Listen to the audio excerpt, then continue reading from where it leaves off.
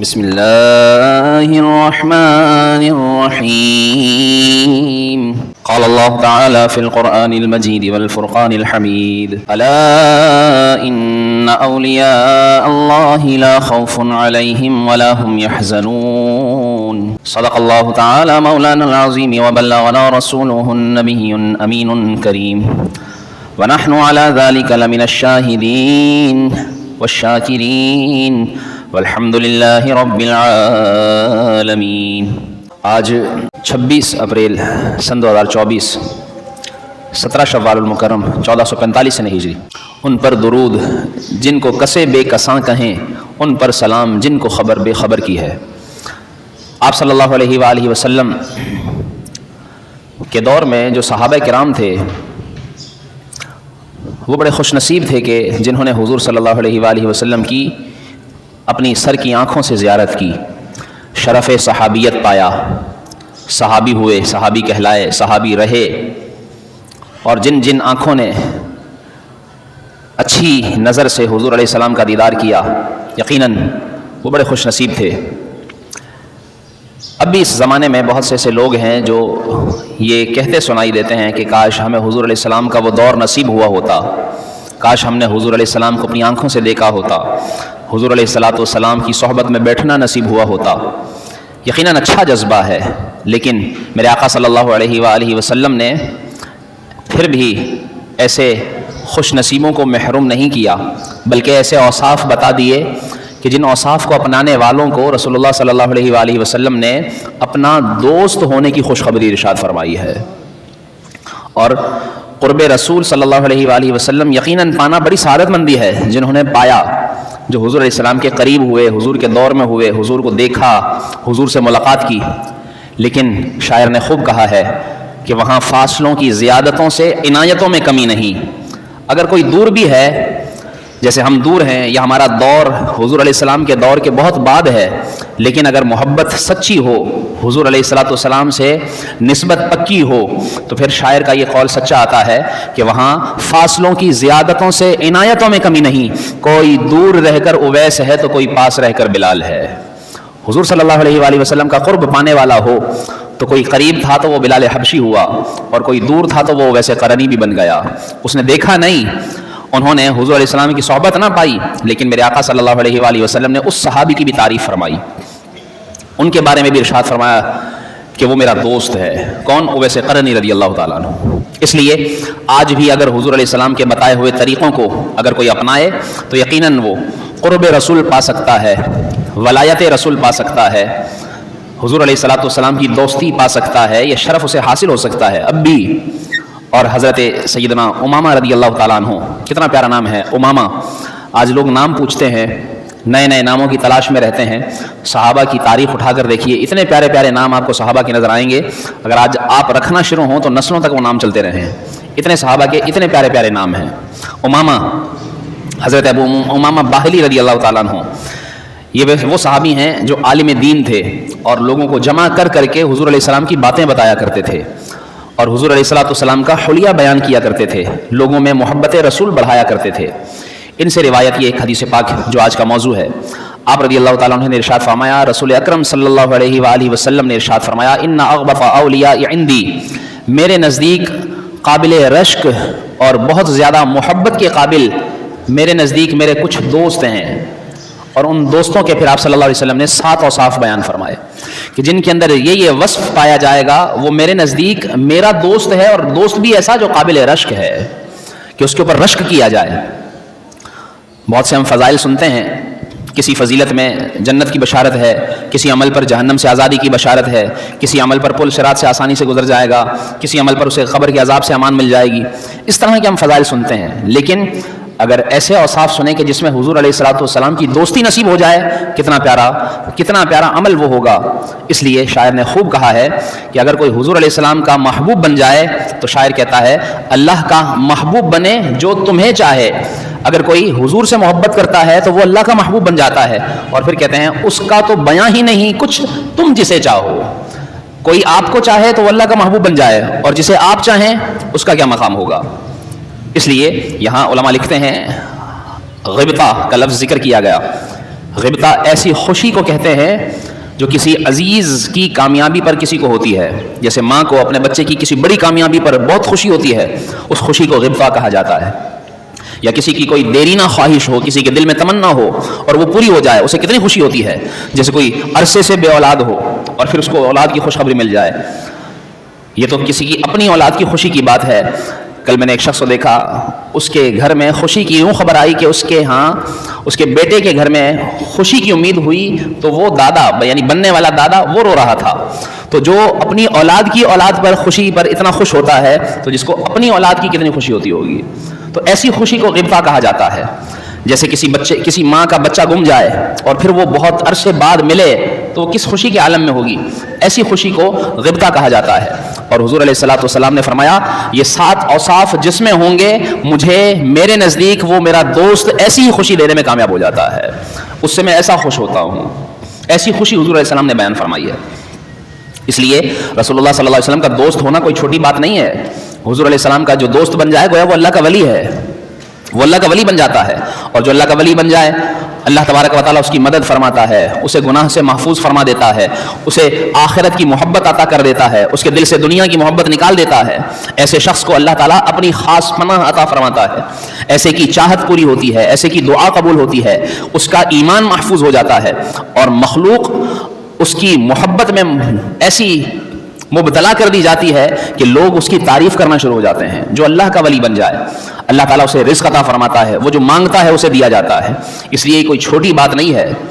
اس لیے یہ اوصاف مختصراً ذکر کر رہا ہوں، انہیں سنیے اور انہیں اپنائیے کہ میرے آقا صلی اللہ علیہ وآلہ وسلم کے صحابی سیدنا امامہ رضی اللہ تعالیٰ عنہ فرماتے ہیں، آپ صلی اللہ علیہ وسلم نے فرمایا ان اغبط اولیاء عندی، میرے نزدیک قابل رشک میرے وہ دوست ہیں، ان میں سے پہلا وصف المؤمن، جو سچے پکے ایمان والا مومن ہے وہ میرا پکا سچا دوست ہے.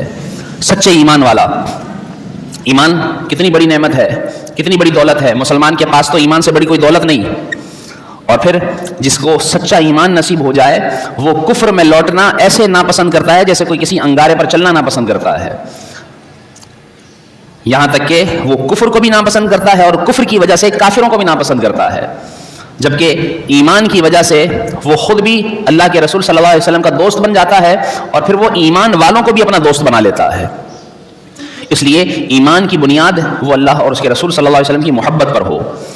اور علماء فرماتے ہیں علیکم بدین العجائز، کہ تمہیں اپنا عقیدہ، اپنا نظریہ، اپنا ایمان بوڑھی عورتوں کے عقیدہ جیسا پکا کر لینا چاہیے. جس طرح بوڑھی عورتیں اپنے نظریے سے نہیں ہٹتی، بس جو انہوں نے شروع سے بچپن سے سمجھ لیا، سیکھ لیا، دیکھ لیا، بس وہ کہتی ہیں یہی ہمارا نظریہ عقیدہ ہے. ایسے ہی تمہیں اپنے ایمان پر قائم رہنا چاہیے. تم ہرگز اپنے نظریات میں سمجھوتا نہ کرو. تمہارا ایسا ایمان کامل ہو کہ بس جو اللہ اور اس کے رسول نے فرما دیا وہ تمہارے ایمان کا حصہ بن جائے، اور تمہارا ایمان اللہ رسول صلی اللہ علیہ وسلم کے اقوال کی بنیاد پر ہو، ان کے فرامین کی روشنی میں تمہاری زندگی گزرے. تمہارا ایمان ایسا پختہ ہو. یہ نہ ہو کہ نوکری لینے کے لیے خود کو تم عیسائی بھی بنا لو، یہ نہ ہو کہ معاذ اللہ کسی دوسرے ملک میں جانے کے لیے تم اپنا ایمان بھی بدل لو. ایسا کچا ایمان نہیں ہونا چاہیے جیسے آج کل کے بعض لوگ کر جاتے ہیں. مسلمان کا ایمان اتنا پختہ ہونا چاہیے جیسے ایک اللہ کے ولی جن کا ایک مرید جب مرنے والا تھا، اس کا انتقال قریب آیا، شیطان نے اسے بہکانا چاہا، اور جب وہ مرید جو جس کا انتقال قریب تھا اور شیطان اس کا ایمان چھیننے کے پے در پہ وار کر رہا تھا، اس کے در پہ تھا، تو وہ بہت بڑے عالم دین تھے. اور وہ عالم دین کون؟ امام فخر الدین رازی رحمۃ اللہ تعالیٰ علیہ، جنہوں نے تفسیر کبیر 120 جلدوں میں تحریر فرمائی. کتنے بڑے عالم ہوں گے. انہوں نے اس شیطان کے ورغلانے پر جب وہ شیطان کہنے لگا کہ تمہارا خدا ایک ہے، تمہارا اللہ ایک ہے، اور آپ رضی اللہ تعالیٰ عنہ نے جب آپ رحمۃ اللہ تعالیٰ علیہ نے اسے دلیلیں دی کہ اللہ ایک ہے، وہ کہتا ہے کہ اس نے ہر دلیل کا شیطان نے رد کیا. شیطان جو وہ بھی تو اتنا بڑا عالم تھا، اس کے پاس بھی تو اتنا علم تھا. کہتے ہیں 360 دلیلیں دے دی لیکن شیطان نے ہر دلیل کا رد کر دیا. پھر انہوں نے فرماتے ہیں میں نے اپنے مرشد کو صدا لگائی، جب انہیں پکارا تو پھر انہوں نے وہیں سے جواب دیا کہ اے فخر الدین رازی، تم یہ کہو تمہارا ایمان اس چیز کی بنیاد پر ہے کہ تمہیں اللہ کے ایک ہونے پر کسی دلیل کی ضرورت نہیں. تم یہ کہو کہ میں اپنے رب کو بغیر دلیل کے اپنا رب مانتا ہوں. کہتے ہیں کہ جب یہ شرط انہوں نے یہ دلیل دی، شیطان غائب ہو گیا. تو معلوم ہوا مسلمان کا ایمان عقل کا محتاج نہیں ہونا چاہیے کہ وہ عقل کے در پہ ہو جائے، عقل کے پیچھے چلے اور پھر عقل کے ترازو میں اپنے ایمان کو تولے. ایمان عقل سے کہیں آگے کی چیز کا نام ہے. اس لیے مسلمانوں کا ایمان غیب پر ہے، اسی لیے مسلمانوں کو غیب پر ایمان لانے کا حکم دیا گیا ہے۔ رسول اللہ صلی اللہ علیہ وسلم نے ایک صحابی رضی اللہ تعالیٰ عنہ نے بکری ذبح کی اور آپ صلی اللہ علیہ وسلم کی بارگاہ میں جب پیش کیا تو آپ صلی اللہ علیہ وسلم نے ارشاد فرمایا کہ تم مجھے اس کی دستی پیش کرو۔ بکری کے 2 بازو ہوتے ہیں، اس نے ایک دستی حضور کی بارگاہ میں پیش کر دی۔ پھر کچھ دیر کے بعد آپ صلی اللہ علیہ وسلم نے ارشاد فرمایا مجھے اس کی دستی پیش کرو۔ اس نے دوسری دستی بکری کی دوسری دستی حضور کی بارگاہ میں پیش کر دی۔ پھر تیسری بار حضور صلی اللہ علیہ وسلم نے فرمایا مجھے اس کی دستی پیش کرو۔ اب وہ صحابی آپ رضی اللہ تعالیٰ عنہ نے کیا رسول اللہ صلی اللہ علیہ وسلم بکری کی 2 ہی دستیاں ہوتی ہیں جو میں نے آپ کو پیش کر دی۔ آپ صلی اللہ علیہ وسلم نے تربیت فرمائی، فرمایا دیکھیے یہ ہمارے ایمان کی تربیت ہے۔ فرمایا اے صحابی اگر تم بغیر یہ کہے یہ دلیل دیے کہ 2 ہی دستی ہیں، یہ تو میں بھی جانتا ہوں 2 ہی دستی ہے، لیکن اگر تم میرے مانگنے پر دیتے رہتے تو جب تک میں مانگتا رہتا تب تک اللہ تبارک و تعالیٰ اس بکری کے اندر دستی پیدا فرماتا رہتا ہے۔ تمہارا ایمان یہ ہونا چاہیے کہ تم اللہ اور اس کے رسول کے مقابلے میں اپنی عقل کو ترجیح نہ دو، بس آنکھ بند کرو اور ایمان رکھو، بس یہ تمہارا ایمان ہونا چاہیے۔ ہم آج بہت سی چیزوں کی دلیلیں مانگتے ہیں، آج ہم بہت سی چیزوں کے بارے میں اس کے بارے میں وضاحتیں مانگتے ہیں کہ اس کی کیا دلیل ہے، اس کا کیا پس منظر ہے، اس کی کیا حقیقت ہے۔ مسلمان کہے بس جو اللہ نے فرما دیا، جو اس کے رسول نے فرما دیا وہی حق ہے، وہی سچ ہے، وہی برحق ہے۔ مسلمان کا ایسا ایمان ہونا چاہیے۔ گزر جا عقل سے آگے کہ یہ نور چراغ راہ ہے، منزل نہیں ہے، کہ عقل سے بہت آگے نکل جا اور عشق پر اپنے اعمال کی بنیاد رکھ، اس لیے اپنے ایمان کو کامل کیجیے۔ رسول اللہ صلی اللہ علیہ وسلم نے ایسے نہیں اس کو اپنا دوست فرما دیا، فرمایا المؤمن خاص ایمان والا وہ میرا دوست ہے۔ دوسرے نمبر پر آپ صلی اللہ علیہ وسلم نے ارشاد فرمایا میرا دوست کم مال اور کم عیال والا۔ کسی شاعر نے سے یوں کہا نہ تو زمین کے لیے نہ تو آسماں کے لیے، جہاں ہے تیرے لیے تو نہیں جہاں کے لیے۔ مقام پرورش آہو نالا ہے یہ چمن، نہ سیر گل کے لیے ہے نہ آشیاں کے لیے۔ یہ دنیا، یہ جگہ یہ سیر کے لیے نہیں، یہ گھر بنانے کے لیے نہیں، یہ دنیا آہو نالا کی پرورش کرنے کے لیے ہے کہ تم ساری دنیا کو، سارے جہان کو اپنے لیے کرو، تم اس کے لیے نہ ہو جاؤ، یہ سب تمہارے لیے ہے۔ حضرت عیسیٰ علیہ السلام ایک مقام سے گزرے، پہاڑ کے قریب دیکھا کہ بزرگ اللہ کی عبادت کر رہے ہیں۔ آپ نے پوچھا کہ تم اپنے لیے کوئی گھر بنا لیتے تاکہ تم سردی گرمی سے محفوظ رہتے؟ تو وہ بوڑھے شخص نے کہا کہ میں 700 سال سے اللہ کی عبادت کر رہا ہوں اور آپ سے پہلے کئی نبیوں کی میں نے زیارت کی ہے اور انہوں نے مجھے بتایا تھا کہ تمہاری عمر 700 سال ہوگی۔ تو فرماتے ہیں اس عرصے میں نے پسند نہیں کیا کہ میں اپنا تھوڑا وقت بھی دنیا کے لیے لگاؤں، بس میں نے چاہا کہ یہ جتنی عمر مجھے ملی ہے میں ساری عمر اللہ کی عبادت میں لگا دوں۔ اور آج ہم ہیں، ہماری اوسط عمر 60-70 سال ہیں اور اس میں ہم اپنے محلات، اپنے عالیشان مکان، اپنے بینک بیلنس اور ہم اپنے کاروبار کو مسلسل بڑھائے جانے پر لگے پڑے ہیں۔ ہمیں اتنی فکر نہیں اپنی آخرت کی جتنی فکر ہمیں دنیا کی ہے۔ لیکن بزرگ فرماتے ہیں اگرچہ دنیا کی فکر کرنا اتنی جتنی ضرورت ہے یہ برا نہیں، لیکن اپنی آخرت کی بھی تو اتنی فکر کریں جتنی ہم دنیا کی فکر کرتے ہیں۔ جتنا ہم دنیا کے لیے کرتے ہیں، جتنا ہم دنیا کے لیے مرے مٹے جا رہے ہیں، اتنا ہم آخرت کے لیے کب کرتے ہیں؟ غم روزگار میں تو میرے اشک بہ رہے ہیں، لیکن تیرا غم اگر رلاتا تو کچھ اور بات ہوتی۔ بزرگ فرماتے ہیں تم دنیا میں ایسے رہو کہ جیسے کشتی پانی میں رہتی ہے، کہ پانی کے اوپر رہے، وہ پانی اس کشتی میں نہ آئے، ایسے ہی تم دنیا میں رہو، وہ دنیا تمہارے اندر نہ آ جائے۔ اگر کشتی کے اندر پانی داخل ہوتا ہے تو کشتی ڈوب جاتی ہے، ایسے ہی جب یہ دنیا تمہارے دل میں داخل ہو جاتی ہے تو سمجھ رہو کہ تم ڈوب رہے ہو۔ تم اس طرح رہو کہ بس کشتی کے اوپر اپنے گزارے کی حد تک، اپنی ضرورت کی حد تک اتنا رکھو۔ کوئی سمجھے کہ نہیں اللہ کے والے کتنے ایسے عمرا گزرے ہیں، ایسے امیر و کبیر گزرے ہیں، جی ہاں گزرے ہیں، لیکن وہ اللہ کی محبت میں زیادہ مبتلا تھے۔ وہ اللہ والے حل مل مزید، ہمیں تو جتنا مل جائے اتنا کم ہے۔ ہم تو کہتے ہیں کہ ایک دکان ہے 2 ہو جائیں، ایک کار ہے 2 ہو جائے، ایک گھر ہے 2 گھر ہو جائے۔ حل مل مزید یہ بس اور بس اور بس اور، جیسے رسول اللہ صلی اللہ علیہ وسلم نے ارشاد فرمایا کہ حرص یہ انسان کے اندر اتنی ہے کہ اگر اس کے پاس 2 سونے کی وادیاں بھی ہوں، 2 سونے کی وادیاں بھی ہوں، پھر بھی کہے گا تیسری بھی ہو۔ اس کی حرص کم نہیں ہوتی۔ اتنا کمائیں، اتنا رکھیں، اتنا جمع کریں جتنی ضرورت ہے بقدر حاجت۔ اور اللہ کے نیک بندوں نے تو اتنا ہی رکھا، اور اگر زیادہ رکھا بھی تو جتنا زیادہ رکھا اتنا زیادہ اللہ کی راہ میں دیا بھی۔ حضرت عثمان غنی رضی اللہ تعالیٰ عنہ 700 اونٹ اللہ کی راہ میں خیرات کر دیا کرتے تھے۔ آج ہم نے کتنا اتنا اللہ کی راہ میں خیرات کیا؟ اس لیے حضور علیہ السلام نے ارشاد فرمایا کم مال والا بقدر ضرورت، جتنا کم ہوگا اس کم کے اندر اللہ تبارک و تعالیٰ تمہیں زیادہ برکت عطا فرمائے گا، اور اگر زیادہ ہے تو پھر اس کا حق بھی ادا کرو۔ ایسے کو رسول اللہ صلی اللہ علیہ وسلم نے اپنا دوست قرار دیا۔ پھر آپ صلی اللہ علیہ وسلم نے یہ بھی ارشاد فرمایا کہ میرا دوست وہ بھی ہے جو کثرت سے نماز ادا کرنے والا ہے، کثرت سے نماز پڑھنے والا، صرف فرض نہ پڑھے، 7 نوافل بھی پڑھے وہ۔ ساتھ اس کی اشراق چاشت بھی چلتی رہے، اس کی اوابین کی نماز بھی جاری رہے، تہجد بھی ادا کرے، وہ صلاۃ اللیل بھی پڑھے، صلاۃ التوبہ بھی پڑھتا رہے، وہ اللہ کی بارگاہ میں صلاۃ النہار دن کے نوافل، صلاۃ اللیل رات کے نوافل بھی ادا کرتا رہے۔ اور ادھر ہمارا حال یہ ہے کہ رمضان گزرتا ہے اور فرضوں سے بھی غافل ہو جاتے ہیں، لوگوں نے فجر کی نمازیں بھی پڑھنا چھوڑ دی ہیں، باقی نمازوں کا تو کیا پوچھا جائے، جن نمازوں میں ہم جاگ رہے ہوتے ہیں ظہر عصر مغرب عشاء اس میں بھی غافل ہیں۔ اور ادھر رسول اللہ صلی اللہ علیہ وسلم نے فرمایا کہ جو کثرت سے نمازیں پڑھے، حالانکہ نماز کے فضائل کسی سے ڈھکے چھپے نہیں، فرض نمازوں کے فضائل تو کتنے ہیں، نوافل نمازوں کے فضائل آپ صلی اللہ علیہ وسلم نے ارشاد فرمایا فجر نماز پڑھ کر جو شخص چاشت تک یعنی سورج کے نکلنے تک بیٹھا رہے اور پھر 2 رکعت نمازیں ادا کرتا ہے، اسے اللہ تعالیٰ پورے حج اور پورے عمرے کا ثواب عطا فرماتا ہے۔ آپ صلی اللہ علیہ وسلم نے فرمایا اس کے سارے گناہ معاف کر دیے جاتے ہیں۔ فرمایا جو مغرب کے بعد 6 نوافل ادا کرتا ہے اللہ تعالیٰ اسے 12 سال کی عبادت کا ثواب عطا فرماتا ہے۔ تو یہ نوافل کے فضائل ہیں۔ تو کثرت سے نماز کب پڑھیں گے؟ جب پہلے فرض تو پورے پڑھیں، فرض نہ پڑھیں اور تمنا یہ رکھیں کہ مدینے میں ہمیں موت آئے، فرض نمازوں سے بالکل غافل ہو جائیں اور تمنا یہ ہو کہ سجدے میں مر جائیں، تو یاد رکھیے کہ یہ اس طرح کی تمنائیں جن پر ہمیں پھر غور کرنا چاہیے، اس کے لیے ہمیں ایسا عمل کرنے چاہیے۔ پڑھتے رہو نماز تو جنت کو پاؤ گے، چھوڑو گے اگر نماز تو جہنم میں جاؤ گے۔ اس لیے نماز کی پابندی یہ بھی حضور علیہ الصلوۃ والسلام کے دوست بننے کا سبب ذریعہ ہے۔ آپ صلی اللہ علیہ وسلم نے 4 نمبر پر یہ بھی ارشاد فرمایا احسن طریقے سے اللہ کی عبادت کرنے والا بھی میرا دوست ہے، اچھے طریقے سے عبادت کرنے والا۔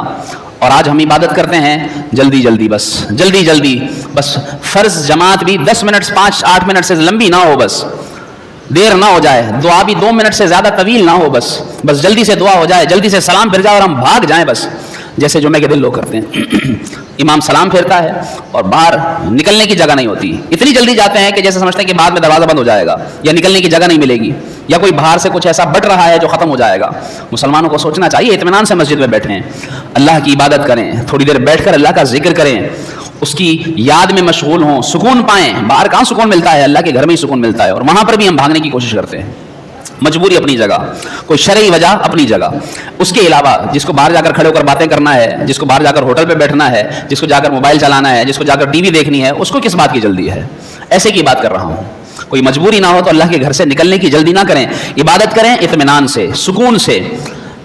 ہم نماز بھی پڑھتے ہیں تو ہمارا دھیان کام کی طرف ہوتا ہے، نماز پڑھتے ہیں جلدی لگی ہوئی ہوتی ہے، توجہ کہیں اور ہے، تلاوت جو کر رہے ہیں، جو پڑھا وہ نہیں پتا کیا پڑھا، جو مانگا نہیں پتا کیا مانگا، امام نے کیا تلاوت کی نہیں پتا کیا تلاوت کی، امام نے جو کچھ مانگا بس پتہ نہیں آمین بھی کہا کہ نہیں کہا، پھر کہتے ہیں کہ دعا قبول نہیں ہوتی، پھر کہتے ہیں کہ نماز سے پتہ نہیں کیوں برکت ہی نہیں ہو رہی، اتنے دن سے تو نماز پڑھ رہا ہوں کوئی فائدہ ہی نہیں ہو رہا۔ وجہ یہ ہے اطمینان سے نہیں پڑھ رہے، بے توجہی سے پڑھ رہے ہیں، اللہ کو یاد نہیں کر رہے۔ عبادت کا مقصد کیا ہے؟ اللہ کے قریب ہو، یہ تو جتنی عبادت کر رہا ہے اتنا دور ہو رہا ہے، وجہ اس کا حق ادا نہیں کر رہا۔ اس لیے رسول اللہ صلی اللہ علیہ وآلہ وسلم نے ارشاد فرمایا احسن طریقے سے عبادت کرنے والا بھی میرا دوست ہے۔ ہمارے بزرگوں کے دیکھیے کیسے کیسے واقعات ملتے ہیں، بزرگوں کے خشوع و خضوع کے کتنے ایسے واقعات ملتے ہیں کہ جن میں ان کا خشوع و خضوع یقیناً دیکھنے والا تھا کہ اللہ کے نیک بندے کس خشوع کے ساتھ نماز ادا کیا کرتے تھے۔ داؤد طائی رحمۃ اللہ تعالیٰ علیہ اتنے خشوع و خضوع سے نماز پڑھتے کہ دھوپ آپ کے سر پر آ جاتی آپ کو گرمی کا پتہ نہیں چلتا تھا، اور ہمارا کوئی پنکھا بند کر دے اس کے بعد لڑنے کے لیے تیار ہو جاتے ہیں، تیری ہمت کیسے ہوئی پنکھا بند کرنے کی؟ ہماری عبادت کا یہ حال ہے، اور ان بزرگوں کی عبادت کا حال دیکھیے۔ ایک بزرگ مسلم بن یسار نماز ادا کر رہے تھے، آپ کے قریب کسی سبب سے آگ بھڑک اٹھی، آپ ایسے نماز میں گم تھے آگ لگنے کا پتہ نہیں چلا، لوگوں نے آ کر آگ بجھائی۔ اور ہمیں تو سارا پتہ ہوتا ہے کہ بھائی تو نے ایک سجدہ کیا 2 نہیں کیے، تو نے 1 رکعت پڑھی 2 نہیں پڑھی، ہمیں تو یہ بھی برابر والے کا پتہ ہوتا ہے۔ تو ہماری نمازوں میں خشوع اور ہمارے بزرگوں کی عبادت کا خشوع، اس لیے ہم دوسروں کی توجہ پر غلطی پر زیادہ توجہ رکھتے ہیں۔ نوٹ کریں کہ اس نے کیا غلطی کی، اس نے کیا کم پڑھا، اس نے کیا زیادہ پڑھا، اس نے کیسا پڑھا۔ اپنی نماز پر دھیان دیجئے۔ توجہ سے عبادت کرنے والے کو رسول اللہ صلی اللہ علیہ وسلم نے اپنا دوست قرار دیا ہے، ایسے نہیں قرار دیا، کوئی وجہ ہے، اتنی بڑی بات کہنے کا کوئی سبب ہے کہ وہ میرا دوست ہے جو توجہ سے عبادت کرے گا۔ توجہ سے عبادت کرنے کے سبب وہ لوگوں کی برائی سے بچے گا، توجہ سے عبادت کرنے کے سبب اسے اللہ کا قرب ملے گا، توجہ سے عبادت کرنے کے سبب وہ اللہ کی عبادت کی لذت حاصل کر لے گا، اس کی دعاؤں میں خشوع آ جائے گا۔ یہ سارے کام ہو جائیں گے تو یقیناً وہ اللہ کے رسول کا پھر دوست ہی تو بنے گا، وہ اسی لائق ہے۔ اس لیے توجہ سے عبادت کرنے والا اللہ کے رسول کا دوست ہے۔ آپ صلی اللہ علیہ وسلم نے ارشاد فرمایا تنہائی میں رب کی عبادت کرنے والا بھی میرا دوست ہے۔ اکیلے میں آپ دیکھیے کہ آج ہم تنہائی میں اللہ کی عبادت کرتے ہوئے کتنا خشوع اختیار کرتے ہیں یا تنہائی میں کتنا اللہ کی نافرمانی سے بچتے ہیں. آپ صلی اللہ علیہ وسلم نے ارشاد فرمایا اللہ سے تم ایسے حیا کرو, ایسے شرماؤ جیسے تم اپنے کسی عبادت گزار نیک شخص کے سامنے تم خشوع خضوع اختیار کر کے بڑے محتاط ہو کر عبادت کرتے ہو. ایسے تم تنہائی میں بھی اللہ سے ڈرا کرو, ایسے اس سے حیا کیا کرو. آج کوئی نیک شخص سارا دن ہمارے ساتھ رہے تو کتنے ایسے کام ہوں گے جو ہم کرتے ہوں گے اکیلے میں, وہ شخص ساتھ ہوگا تو ہم وہ کام نہیں کریں گے. کیا مطلب ہوا کہ ہم اس کا مطلب اس نیک شخص کی وجہ سے ہم نے وہ غلط کام چھوڑ دیے, اور جو سارا دن ہر وقت ہمارا رب ہمارے ساتھ ہے, جو ہمارے یہ فرشتے ہمارے ساتھ ہیں, ان کی وجہ سے ہم وہ کام نہیں چھوڑ رہے. آپ صلی اللہ علیہ وسلم نے ارشاد فرمایا تنہائی میں اللہ سے ڈرنے والا وہ میرا دوست ہے, جو اس کی اطاعت کرنے والا ہے وہ میرا دوست ہے. کاش کہ ہم ہر وقت اللہ تبارک و تعالیٰ سے حیا کریں, اس سے شرم کریں, وہ کام جو نہ کرنے والے ہوں نہ کریں, جو کرنے والے ہوں وہی کام کریں. چھٹے نمبر پر آپ صلی اللہ علیہ وسلم نے ارشاد فرمایا گمنام شخص جو اللہ کی عبادت کی وجہ سے, اپنے علم کی وجہ سے ایسا گمنام ہو کہ اسے کوئی شہرت کی لالچ نہ ہو, اسے کوئی لوگوں کی طرف سے یہ تمنا نہ ہو کہ بس مجھے پوچھا جائے, وہ عاجز ہو, تکبر سے پاک ہو. سیدنا سعد بن عمر رضی اللہ تعالیٰ عنہ, حضرت سعد بن ابی وقاص رضی اللہ تعالیٰ عنہ کا بیٹا حضرت عمر کہتے ہیں کہ آپ کے پاس آئے اور آپ رضی اللہ تعالیٰ عنہ بکریاں چرا رہے تھے. اس نے آ کر کہا کہ ادھر خلافت کی باتیں ہو رہی ہیں اور آپ ادھر بیٹھے بکریاں چرا رہے ہیں. آپ نے فرمایا اس کو خاموش ہو جا بیٹے. پھر کہا ان اللہ یحب العبد التقی الغنی الخفیہ, کہ اللہ تبارک و تعالیٰ متقی کو, بے نیاز کو اور چھپ کر اللہ کی عبادت کرنے والے کو زیادہ پسند فرماتا ہے. آج تو ہماری خواہش ہوتی ہے کہ بس ہم دکھا دیں, جو اللہ کے نام میں دیا وہ بھی لوگوں کو پتہ چل جائے, جو میں نے نماز پڑھی وہ بھی لوگوں کو دکھ جائے, نظر آ جائے, جو میں نے حج کیا وہ بھی اعلان ہو جائے, جو میں نے عمرہ کیا وہ بھی سب کے سامنے آ جائے. اور دکھلاوا صرف نیکیوں میں نہیں, اور ایسے کام کہ جن میں دکھلاوے کی ضرورت نہیں ان کاموں میں بھی دکھلاوا زیادہ ہو جاتا ہے, زیادہ کیا جاتا ہے. کپڑے ایسے پہنوں جو سب کو نظر آئیں, خوشبو ایسی لگاؤں جو سب کو پتہ لگے. آج یہاں تک کہ شادی بیاہ میں بھی دکھلاوا کیا جاتا ہے, بس دکھاوا. میں عید بھی مناؤں تو لوگ دیکھیں, میں قربانی بھی کروں تو لوگ بولیں کہ واہ قربانی کی ہے. ایسی شہرت یہ پسندیدہ نہیں. اللہ کے رسول صلی اللہ علیہ وسلم نے ارشاد فرمایا جو گمنام ہو جائے لوگوں میں, جس کو لوگ پہچانے نہ, اس کی طرف انگلیوں سے اشارے نہ کیے جاتے ہوں, بس اس کو کوئی پوچھتا بھی نہ ہو, ایسا شخص جو عاجز ہو, تکبر سے پاک ہو, وہ اللہ کو زیادہ پسندیدہ ہے. اور پھر آخری نمبر پر آپ صلی اللہ علیہ وسلم نے ارشاد فرمایا بقدر کفایت روزی پر صبر کرنے والا وہ بھی میرا دوست ہے. جس کو جتنا مل جائے اس پر راضی ہو جائے, تھوڑا مل جائے اس پر خوش ہو جائے, جتنا مل جائے اس پر قناعت کر جائے. آپ صلی اللہ علیہ وسلم نے ارشاد فرمایا جو اللہ تبارک و تعالیٰ کی طرف سے ملے ہوئے تھوڑے رزق پر خوش ہو جائے گا, اللہ تبارک و تعالیٰ اس بندے کی طرف سے کیے ہوئے تھوڑے سے عمل پر راضی ہو جائے گا. کتنی پیاری بات ہے کہ تم تھوڑے رزق پر راضی ہو جاؤ, اللہ تعالیٰ تمہارے تھوڑے عمل پر راضی ہو جائے گا, وہ تھوڑے سے عمل پر خوش ہو جائے گا. اس لیے کم رزق پر قناعت کرنے کی عادت ڈالی جائے کہ ہم اس کے تھوڑے سے عطا کردہ رزق پر خوش رہیں. ہمیں بہت زیادہ کی حاجت تمنا یوں نہ ہو کہ بس حرص بھر جائے, کیونکہ یہ حرص آپ صلی اللہ علیہ وسلم نے ارشاد فرمایا زیادہ کی حرص مسلمان کے اندر, مسلمان کے دل میں اتنی تباہی اس کے ایمان کے لیے مچاتی ہیں. بلکہ فرمایا کہ جتنی دو بھوکے بھیڑیے بکریوں کے ریوڑ میں اتنی تباہی نہیں مچاتے جتنی حرص انسان کے دل میں تباہی مچا دیتی ہے. اس لیے زیادہ کی تمنا, حرص, لالچ اور پھر اس کے لیے حرام کا ارتکاب, یہ انسان کو برباد کر دیتا ہے. قناعت کیجئے, تھوڑی روزی پر اللہ کا شکر ادا کیجئے, تھوڑا کمائیں, حلال کمائیں, اس پر راضی ہوں. اور اللہ کے رسول صلی اللہ علیہ وسلم نے اس لیے ارشاد فرما دیا کہ تھوڑے رزق پر صبر کرنے والا وہ میرا دوست ہے. اللہ کریم ہمیں آپ صلی اللہ علیہ وآلہ وسلم کی دوستی کے یہ 7 اسباب اپنانے اور انہیں اختیار کرنے کی توفیق عطا فرمائے. اور اللہ تعالی ہمیں عبادتوں کا خشوع خضوع, عبادتوں کی لذت, تنہائی میں رب تعالی ہمیں اپنا حقیقی خوف نصیب فرمائے. اور اللہ تعالی ہمیں حضور علیہ الصلوۃ والسلام کے سچے متبعین میں شامل فرمائے. آمین بجاہ النبی الامین صلی اللہ علیہ وسلم. وہ لطف زندگی پایا نہیں کرتے یادیں, مصطفیٰ سے دل کو بہلایا نہیں کرتے